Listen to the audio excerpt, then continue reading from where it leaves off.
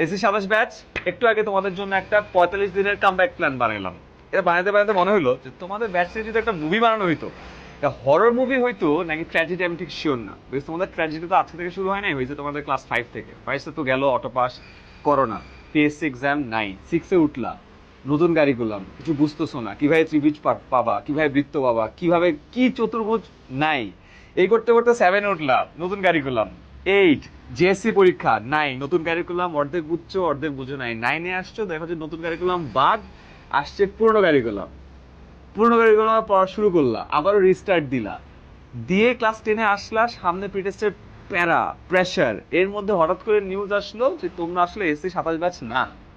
Identity crisis কাকে বলে, existential crisis কাকে বলে, সেটার মধ্যে পড়ে গেল।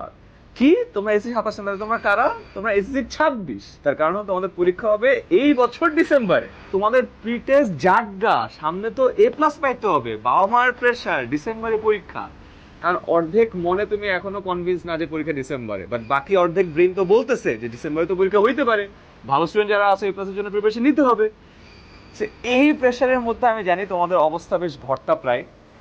কামব্যাক প্ল্যান দিচ্ছে, আমি জানি কামব্যাক প্ল্যান 45 ডেজের আছে, প্রিটেস্ট পরীক্ষা ভালো করবা, বাট এইখানেও তোমাদের মাথায় ওই চিন্তায় থাকবে যে প্রিটেস্ট এবার টেস্ট কবে হবে, পরীক্ষা কবে হবে, আদৌ পরীক্ষা দিতে পারবো কিনা, সাজেশন করতে পাবো, বহু কিছু। এত প্রেশার, এত সেটা একটা হরর মুভি, ট্র্যাজেডি মুভি, দুটার একটা সংমিশ্রণ করলে যেটা হবে, এটা তোমাদের কাছে আছে। বাট কিছু করার নেই। তুমি যদি চিন্তা করে দেখো, বিগত বছর থেকে এসএ পরীক্ষার রেজাল্টও খারাপ, এটা আবার আরেকটা ঝামেলা। এ প্লাস পাইছে সব থেকে কম, পাশের হার 20 বছরের ওয়ার্স্ট। এই যদি হয় অবস্থা, তাহলে তোমাদের পরীক্ষা আগে এসে তোমাদের অবস্থা কেমন হবে ভবিষ্যৎবাণী করতে চাই না, বাট নিজের অবস্থা বুঝে চিন্তা করে নিতে পারো। বাট তোমার লাইফে যদি এখানে একটা ট্র্যাজেডি হয়ে যায়, পরে দেখবা পুরো লাইফে এটার একটা রিগ্রেট থেকে যায়। বুঝতে পারছো? একটা জিনিস মনে রেখো, অ্যাটলিস্ট আমি আমার লাইফ থেকে শিখছি যে pain is temporary, regret is permanent, for ever.